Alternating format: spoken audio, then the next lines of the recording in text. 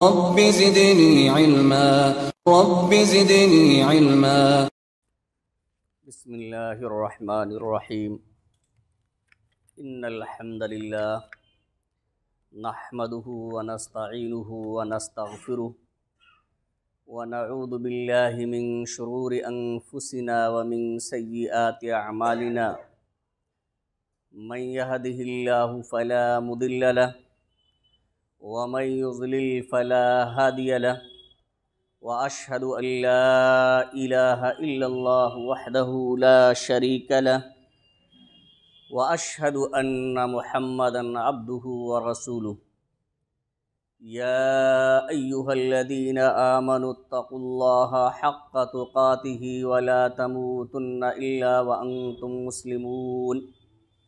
يا أيها الناس اتقوا ربكم الذي خلقكم من نفس واحدة وخلق منها زوجها وبث منهما رجالا كثيرا ونساء.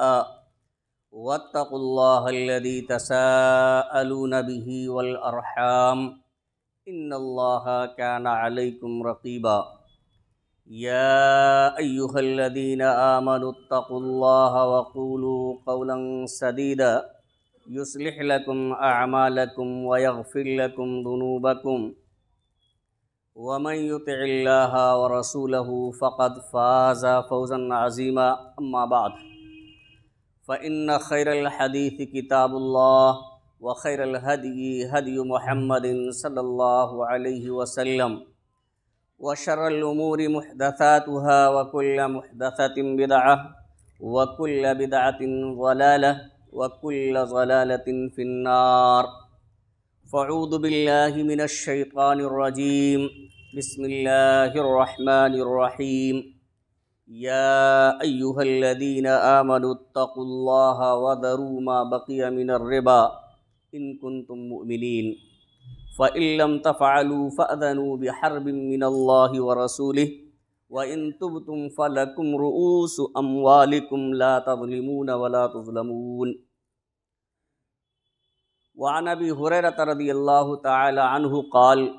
نہا رسول اللہ صلی اللہ علیہ وسلم عن بیعتین فی بیعۃ.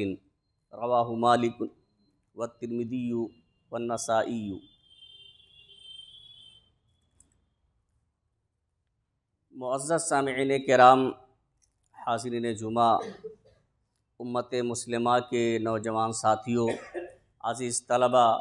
اور پردہ نشین میری ماں اور بہنوں، خطبہ مسونہ کے بعد سورہ بقرہ کی 2 آیات 278 اور 279 نمبر کی آیتیں آپ حضرات کے سامنے تلاوت کی گئی ہیں. ساتھ میں اللہ کے رسول صلی اللہ علیہ وسلم کی زبان مبارک سے فرمائی ہوئی ایک حدیث بھی پیش کی گئی ہے. آج کے اس جمعہ کے خطبے میں بعض تجارت میں کیے جانے والے بعض اعمال جنہیں قرآن و حدیث کی روشنی میں اگر دیکھا جائے تو وہ اعمال حرام ہیں. انہی کے تعلق سے میں آپ حضرات کے سامنے کچھ باتیں عرض کرنا چاہتا ہوں. اللہ رب العالمین سے دعا ہے کہ الہ العالمین ہمیں کتاب و سنت کی روشنی میں صحیح بات کہنے اور کما حقہ اس پر عمل کرنے کی توفیق عطا فرمائے. آمین. حاضرین گرامی، پچھلے جمعہ کے خطبے میں آپ کے سامنے یہ باتیں ذکر کی گئی تھیں کہ اللہ اور اس کے رسول صلی اللہ علیہ وسلم نے حلال اور پاکیزہ چیزوں کے استعمال کرنے کا ہی حکم دیا ہے، اور جس طرح سے حلال اور پاکیزہ چیزوں کا استعمال کرنا ضروری ہے، اسی طرح اللہ رب العالمین کے راستے میں خرچ کرنے کے لیے بھی ضروری ہے کہ وہ چیزیں حلال ہوں، طیب ہوں اور پاکیزہ ہوں. بعض دفعہ ایسا ہوتا ہے جب ہم کوئی کاروبار کرتے ہیں تو اس میں پوری محنت بھی کرتے ہیں اور کوشش بھی یہ رہتی ہے کہ حلال طریقے سے ہم اپنی روزی حاصل کریں، لیکن کچھ ایسے عمل کیے جاتے ہیں اور بہت ہی عام ہو جاتے ہیں جو قرآن و حدیث کی روشنی میں درست ہی نہیں ہے، جائز ہی نہیں ہے، ان پر بڑی سخت وعید ہے۔ انہی میں سے ایک یہ ہے کہ جب ہم کوئی سامان خریدتے ہیں، آج کل یہ عام رواج ہو گیا ہے کہ کوئی سامان خریدتے ہیں تو ہم EMI پر خرید لیتے ہیں، قسطوں پر خرید لیتے ہیں۔ چھوٹا چھوٹا سامان ہے یا بڑی رقم کا کوئی سامان ہے تو بغیر کسی جھجک کے ہم اس کی قسط بدھوا لیتے ہیں، EMI کرا لیتے ہیں اور تھوڑا تھوڑا کر کے ہم وہ پیسہ ادا کرتے رہتے ہیں۔ دیکھیے، قسطوں پر سامان خریدنا یہ کوئی ممنوع تو نہیں ہے، لیکن اس کی کچھ کنڈیشن ہے۔ اللہ کے رسول صلی اللہ علیہ وسلم کے زمانے میں بھی قسطوں پر یا ادھار سامان خریدا گیا اور تھوڑا تھوڑا کر کے ادا کیا گیا، لیکن قسط پر جو سامان دیتا ہے اصل میں وہ ایک احسان ہوتا ہے کہ ایک آدمی غریب ہے، اس کے پاس ایک مشت رقم ادا کرنے کی طاقت نہیں ہے، تو بطور احسان بیچنے والا اسے ایک بارگی نہ لے کر کے تھوڑی تھوڑی رقم اس سے وصول کر لیتا ہے، وہ ایک اس پر احسان ہوتا ہے۔ لیکن آج ہمارے معاشرے میں جو ہے وہ احسان نہیں بلکہ ایک عذاب ہو جاتا ہے، ایک عذاب ہو جاتا ہے کہ ایک آدمی اگر بنڈی پہنے ہوئے ہے اور قمیض خریدنا چاہتا ہے، آپ کے پاس آیا ہے، آپ اس کو بتائیں گے کہ ہم احسان کر رہے ہیں، آپ قمیض لے لیجئے اور تھوڑی تھوڑی کر کے رقم دے دیجئے۔ بظاہر اس کو ایسا معلوم ہوگا کہ بنیان کے ساتھ قمیض ہمیں مل جائے گی، وہ بھی پہنوں گا، لیکن آخر میں جو اس کی حالت ہوگی کہ اس کی بنیان بھی اتر جائے گی۔ یعنی یہ عذاب ہے، جو ایک احسان تھا اس کو عذاب کی شکل دے دیا گیا ہے، جو ممنوع ہے۔ ہوتا کیا ہے، قسطوں کے بارے میں آپ بہت زیادہ تفصیل میں نہ جاتے ہوئے اختصار کے ساتھ اب یہ سمجھیں کہ اگر کوئی سامان مثال کے طور پہ 10,000 روپے کا وہ ملتا ہے اور آپ قسط بندھوا لیتے ہیں، تو ہمارے ہاں جو رائج ہے تو 10 کے بجائے وہ 11,000 روپے پڑ جاتا ہے۔ مطلب یہ ہوا کہ وہی سامان آپ کو نقد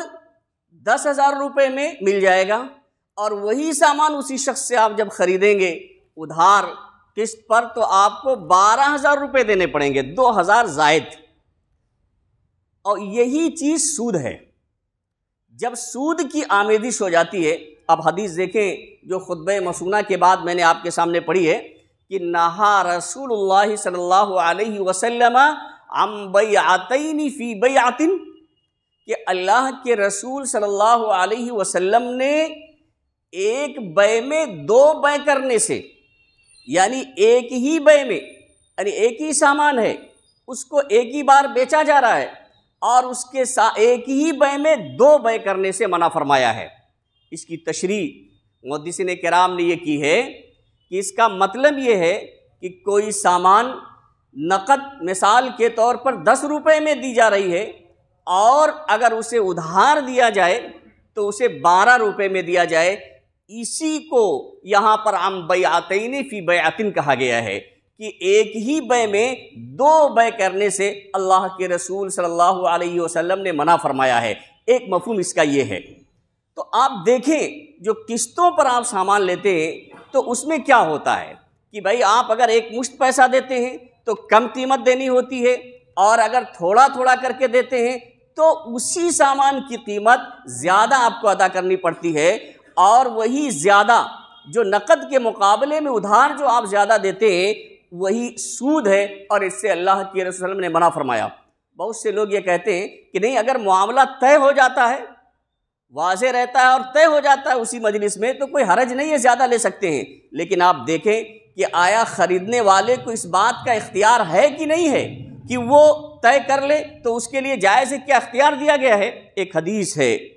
جس کے راوی حضرت ابو ہریرہ رضی اللہ تعالیٰ عنہ ہے کہ اللہ کے رسول صلی اللہ علیہ وسلم نے فرمایا من باع بیعتین فی بیعت فلہ اوکسہما او الربا، جس نے ایک بے کے اندر دو بے کی، یعنی نقد کچھ اور ادھار کچھ، تو اللہ کے رسول نے فرمایا فلہ اوکسہما، تو وہ کس کو اختیار کرے گا؟ اس کے لیے کیا جائز ہے؟ دونوں میں سے جو زیادہ سستی ہو وہ اس کے لیے اختیار ہے، وہ اس کو اختیار کرے گا، وہی اس کے لیے جائز ہے، او الربا، ورنہ سود ہو جائے گا۔ یعنی اگر نقد کوئی شخص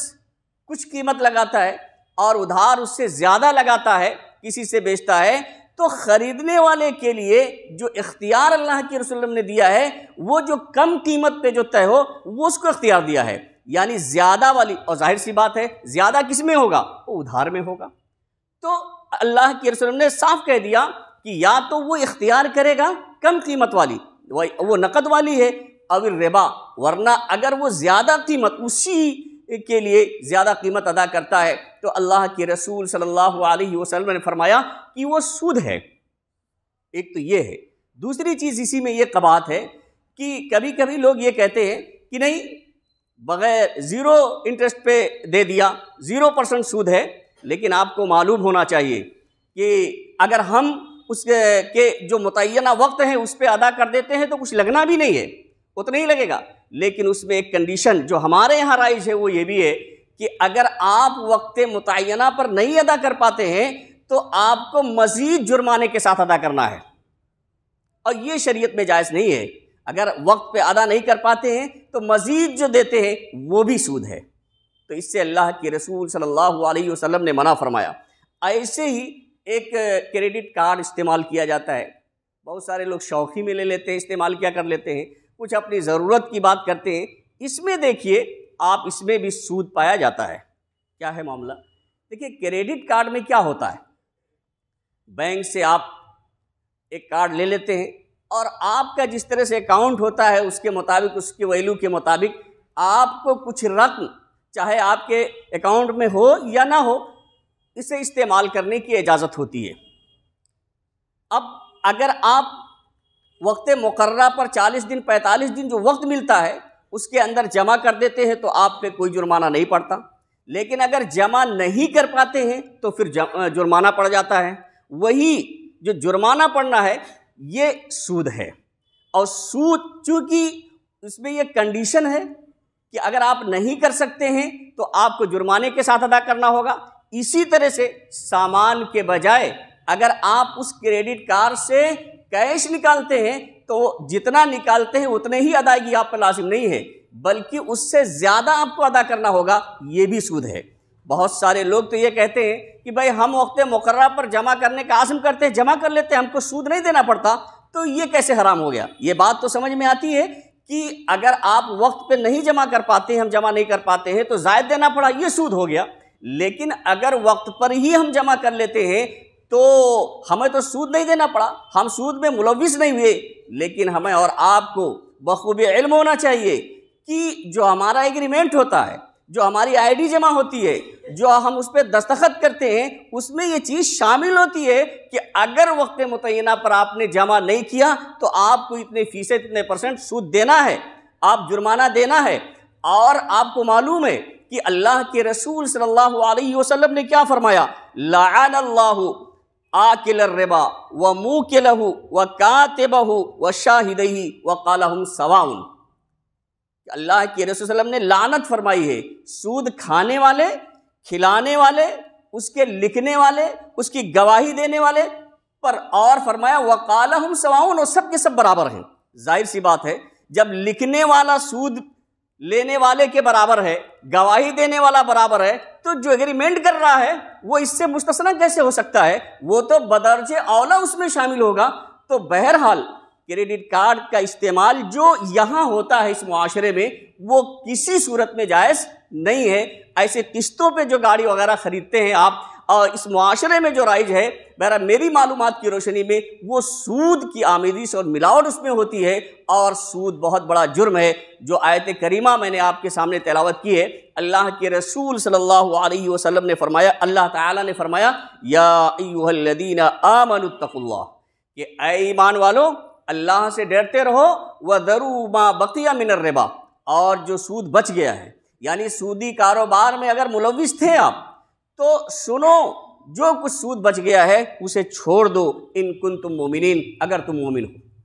یعنی اگر اللہ پر ایمان ہے، اس کے رسولوں پر ایمان ہے، فرشتوں پر ایمان ہے، تقدیر کے اچھے اور برے ہونے پر ایمان ہے، قیامت کے دن پر ایمان رکھتے ہو کہ ایک دن اللہ رب العالمین کے حضور حاضر ہو کر کے ہمیں تمام چیزوں کا سوال و جواب کرنا ہے، تو آپ اس سے ضرور ما بقیہ من الربا، تو اسے آپ چھوڑ دیجئے جو کچھ سود ہے۔ اس کے بعد اللہ رب العالمین نے فرمایا فَإِن لَّمْ تَفْعَلُوا، اگر تم ایسا نہیں کرتے ہو، یعنی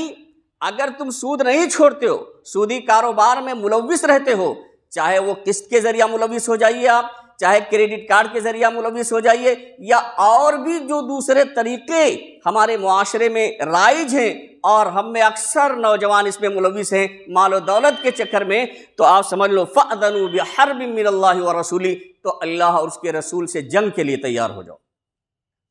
کتنا سخت وعید ہے کہ اگر اس سے باز نہیں آتے ہیں تو آپ اللہ اور اس کے رسول سے جنگ کرنے کے لیے تیار ہو جاؤ۔ لیکن اللہ رب العالمین نے اس وعید کے بعد یہ بھی فرما دیا کہ وَإِن تُبْتُمْ، اتنی سخت وعید کے بعد، دھمکی دینے کے بعد کہا کہ اگر پھر ایسی غلط اور قبیح حرکت کرنے کے باوجود تم اللہ کی طرف لوٹ آؤ، اس عمل سے رجوع کر لو، توبہ کر لو، اللہ کے سامنے حاضر ہو جاؤ، تو فَلَكُمْ رُؤُوسُ أَمْوَالِكُمْ، تو سود تو نہیں لینا ہے آپ کو، لیکن جو آپ کی اصل پونجی ہے، جو اصل آپ کی رقم ہے جس پر آپ سود کھایا کرتے تھے، سود لیا کرتے تھے، تو وہ آپ کی اصل رقم آپ کی ہے۔ لا تظلمون، نہ تم ظلم کرو، ولا تظلمون، اور نہ ہی تم پر ظلم کیا جائے گا۔ یعنی اگر تم اصل مال سے زائد وصول کرتے ہو تو ظالم ہو، اور اگر تم سے تمہاری اصل پونجی بھی واپس نہیں کی جا رہی ہے تو تم مظلوم ہو جاؤ گے، یعنی تم پر گویا کہ ظلم کر دیا گیا۔ اور اس آیت سے، ان دونوں جملوں سے یہ بھی معلوم ہوتا ہے کہ سود کا لینا دینا یہ ظلم ہے، اور اس سے اللہ رب العالمین نے اعلان جنگ اللہ اس کے رسول سے قرار دیا ہے کہ کوئی شخص اگر سودی کاروبار میں ملوث ہے تو وہ سمجھ لے اللہ اور اس کے رسول سے جنگ کے لیے تیار ہے۔ یہی نہیں حاضرین گرامی، یہ سود بہت بڑا جرم ہے۔ اللہ کے رسول صلی اللہ علیہ وسلم نے فرمایا الربا 70 جزء، کہ سود کے 70 درجے ہیں، اور ایسرها ان ينكح الرجل امه، اور معمولی درجے کا جو گناہ ہے، معمولی درجے کا جو جرم ہے وہ یہ ہے کہ کوئی شخص اپنی ماں سے زنا کرے، اپنی ماں سے نکاح کرے، اپنی ماں سے زنا کرے۔ آپ بتائیے دنیا میں سب سے پاکیزہ رشتہ اگر کسی کا ہے تو وہ ماں کا ہے، یہاں تک کہ باپ کا 1 درجہ، ماں کا 3 درجہ۔ اس پاکیزہ رشتے کو شرمسار کرنے سے بھی زیادہ گناہ ہے سود کا کھانا، یہ اللہ کے رسول صلی اللہ علیہ وسلم فرماتے ہیں۔ آپ سوچ سکتے ہیں کہ ہم مال و دولت کے چکر میں اس بات کا خیال ہی نہیں کرتے ہیں کہ کہاں سے مال حاصل کر رہے ہیں، آیا ہم سودی کاروبار میں تو نہیں ملوث ہو رہے ہیں، اور جان بوجھ کر بھی اس کو جائز کرنے کے لیے دنیا بھر کے فتاوے، دنیا بھر کی تعویلات کی جاتی ہیں۔ دیکھیں دنیا میں کسی عالم کو تو مطمئن کیا جا سکتا ہے کچھ دلیلیں دے کر کے، لیکن اللہ رب العالمین کے سامنے کوئی بیجا دلیل چلنے والی نہیں ہے۔ اس وقت کوئی دلیل کام نہیں آئے گی، ساری کی ساری دلیلیں دھری کی دھری رہ جائیں گی۔ اللہ کے رسول صلی اللہ علیہ وسلم نے ایک دوسری حدیث کے اندر فرمایا کہ الربا درہم ربن یأکلہ الرجل وہو یعلم اشد من 36 زنیہ، کہ جان بوجھ کر کوئی شخص 1 درہم، آپ یوں سمجھ لیجئے 1 دینار، 1 روپیہ اگر کوئی شخص کھا لیتا ہے، جان بوجھ کر اگر سود کھاتا ہے تو وہ 36 مرتبہ زنا کرنے سے زیادہ بڑا گناہ ہے۔ اب غور کریں کہ کتنا سخت وعید ہے اللہ کے رسول صلی اللہ علیہ وسلم کی طرف سے۔ اور یہ سب قسطوں سے سامان خریدنے میں یا کریڈٹ کارڈ وغیرہ کا استعمال کرنے میں جو ہندوستان میں خاص طور سے رائج ہے، اس میں یہ سود پایا جاتا ہے، اس کی آمیزش ہوتی ہے، تو بہرحال یہ بہت بڑا جرم ہے، اس پہ سود ہے۔ اور سودی کاروبار آپ یہ سمجھ لیں کہ سود کبھی بڑھ نہیں سکتا ہے۔ دیکھیں بظاہر ہو سکتا ہے اللہ رب العالمین نے فرمایا کہ یمحق اللہ الربا ویربی الصدقات، کہ اللہ رب العالمین تو سود کو مٹا دیتا ہے۔ بھئی سود کیوں دیتا ہے آدمی، کیوں لیتا ہے؟ تاکہ مال میں بڑھوتری ہو جائے، لیکن وہ اس کا وہم اور اس کا گمان ہے۔ اللہ رب العالمین فرماتے ہیں یمحق اللہ الربا ویربی الصدقات، اللہ رب العالمین سود کو تو مٹاتا ہے اور صدقات کو بڑھاتا ہے۔ اور ایک دوسری آیت میں اللہ رب العالمین نے فرمایا کہ وما آتیتم من ربا لیربو فی اموال الناس، جو کچھ تم سود دیتے ہو تاکہ لوگوں کے مال میں اضافہ ہو جائے، فلا یربو عند اللہ، لیکن اللہ رب العالمین کے نزدیک وہ مال بڑھنے والا نہیں ہے۔ اللہ رب وما آتیتم من زکات تریدون وجہ اللہ فاولئک هم المضعفون، لیکن جو تم زکوٰۃ دیتے ہو، صدقہ و خیرات دیتے ہو، وہ اللہ کی رضا کے لیے، اس میں اللہ رب العالمین اضافہ کرتا ہے۔ بعض مفسرین نے لکھا ہے کہ اس کی مثال آپ یوں سمجھ لیجئے، جب آپ کوئی شخص سود لیتا ہے تو سمجھتا ہے مال بڑھ رہا ہے، تو جیسے کسی انسان کو ورم ہو جائے، پورا جسم پھول جائے، اور دیکھنے میں دور سے آدمی یہی سمجھے گا کہ بہت موٹا تگڑا ہے، بہت ہی طاقتور ہے اور اچھی صحت ہے، حالانکہ وہ اس کی اچھی صحت کی نشانی نہیں ہوتی ہے، بلکہ وہ اس کی بیماری کی خبر دے رہی ہے۔ وہ ورم، وہ سوجن، وہ سویلنگ اس کے بیمار ہونے کی نشانی ہے، اس کی موت کی خبر دے رہی ہے۔ اور جب آدمی زکوٰۃ دیتا ہے، اس کی مثال دی ہے کہ جیسے کسی آدمی کو دست آور دوا دے دے ڈاکٹر، اور اس کے کھانے سے اسے دست آنے لگے، اب دست آنے کی وجہ سے آدمی کمزور ہونے لگے گا، بظاہر معلوم ہوگا تو کمزور ہو گیا، لیکن دست کے آ جانے سے، پیٹ صاف ہو جانے کی وجہ سے پھر وہ طاقتور اور قوی ہو جائے گا۔ ایسے زکوٰۃ کی مثال ہے کہ آپ جب نکالتے ہیں تو مان لیتے ہیں کہ 10 کنٹل دھان پیدا ہو گیا ہے، اب آپ نے 1 کنٹل نکال لیا، بظاہر تو معلوم ہوتا ہے کہ 9 بچا ہے، لیکن اللہ رب العالمین اس صدقات کو بڑھاتا ہے اس کو ایسے ہی جیسے دست آنے کے بعد آدمی تھوڑی دیر کمزور نظر آتا ہے لیکن پھر طاقت و قوی ہو جاتا ہے۔ تو ایسے ہی مثال ہے کہ سود گویا کہ سوجے ہوئے شخص کی طرح سے نظر تو آ رہا ہے، اس میں چمک دمک ہے، لیکن وہ گھٹ کے ہی رہے گا۔ اور اللہ کے رسول صلی اللہ علیہ وسلم نے ایک حدیث کے اندر ارشاد فرمایا، جس کے راوی حضرت ابن عباس رضی اللہ تعالیٰ عنہ ہیں، کہ ان الربا وان کثر فان عاقبته تصیر الی قل، کہ سود اگرچہ وہ زیادہ معلوم ہو، وان کثر بہت زیادہ ہو، فان عاقبته تصیر الی قل، اس کا جو آخری انجام ہے وہ کمی ہی ہے، نقصان ہی ہے، گھاٹا ہی ہے، خسارہ ہی ہے۔ آپ بالکل یہ نہ سمجھیں کہ سود سے بڑھوتری ہوگی، اس میں اضافہ ہوگا، جس کے بارے میں اللہ اس کے رسول نے فرما دیا ہے کہ وہ کبھی نہیں بڑھ سکتا ہے۔ بڑھے گا تو زکوٰۃ، بڑھے گا تو صدقہ، بڑھے گا تو خیرات، تو کبھی بھی سود بڑھ ہی نہیں سکتا ہے۔ اور آج جو ہم کاروبار کر رہے ہیں اس میں بہت سے ایسے کاروبار ہیں جس میں، یا بہت سے ایسے طریقے ہیں لین دین کے جن میں سود کی آمیزش ہوتی ہے۔ اس لیے ضرورت اس بات کی ہے کہ ہم اور آپ ان سودی کاروبار میں ملوث ہونے سے بچیں، خود بھی بچیں اور دوست احباب کو، اپنے گھر والوں کو بھی اس سے بچائیں، کیونکہ اللہ رب العالمین نے خود اپنے آپ کو جہنم سے بچانے کا حکم دیا ہے اور اپنے گھر والوں کو بھی جہنم کے عذاب سے بچانے کا حکم دیا ہے۔ حاضرین گرامی، جو لوگ سود کھاتے ہیں، ایسے لوگوں کے متعلق اللہ تبارک و تعالیٰ نے فرمایا کہ قیامت کے دن یا قبر سے اٹھنے کے وقت ان کا حشر کیا ہوگا، ان کا انجام کیا ہوگا۔ الذین یأکلون الربا، جو لوگ سود کھاتے ہیں، تو لا یقومون الا کما یقوم الذی یتخبطہ الشیطان من المس، وہ لوگ کھڑے ہوں گے کب؟ یعنی قبر میں جب جگیں گے، قبر میں اٹھ کے بیٹھیں گے، یا اسی طرح سے قیامت کے دن جب وہ اٹھیں گے تو ایسے اٹھیں گے اس شخص کی طرح سے جس کو شیطان نے چھو کر کے خپتی بنا دیا ہو، مدہوش کر دیا ہو، اسے کچھ سجائی نہ دیتا ہو۔ جس طرح سے شیطان نے کسی کو چھو کر کے خپتی بنا دیا، مدہوش کر دیا، اسے کچھ سجائی نہیں دیتا ہے، ایسے سود خور، سود کا کھانے والا، یہ ایسے ہی قبر میں اٹھے گا مدہوش ہو کر کے، اور قیامت کے دن اٹھے گا۔ اس کے بعد اللہ رب العالمین نے فرمایا وہ کیوں؟ ذالک بانہم قالوا انما البیع مثل الربا، اس وجہ سے کہ انہوں نے یہ کہا کہ بھائی خرید و فروخت و تجارت بھی تو بالکل سود کی طرح سے ہے، تجارت میں بھی نفع ہوتا ہے، سود میں بھی ہوتا ہے، تو انہوں نے بیجا تعویل کی، اور حالانکہ ایسا نہیں ہے۔ وَأَحَلَّ اللَّهُ الْبَيْعَ وَحَرَّمَ الرِّبَا، اللہ رب العالمین نے تجارت کو، خرید و فروخت کو تو حلال قرار دیا ہے اور سود کو حرام قرار دیا ہے۔ فَمَنْ جَاءَهُ مَوْعِظَةٌ مِّن رَّبِّهِ فَانْتَهَىٰ، تو جس شخص کے پاس اللہ رب العالمین کی طرف سے نصیحت آ گئی، اللہ رب العالمین کی طرف سے پیغام آ گیا، نصیحت آ گئی، فَانْتَهَىٰ، اور وہ اس سے باز آ گیا، یعنی مان لیتے سود کھا رہا ہے لیکن اللہ کا پیغام اس کے سامنے پہنچا دیا گیا، اللہ رب العالمین کا پیغام اس تک پہنچ گیا، فَانْتَهَىٰ، تو اس سے وہ باز آ گیا، اس سے رک گیا، فَلَهُ مَا سَلَفَ،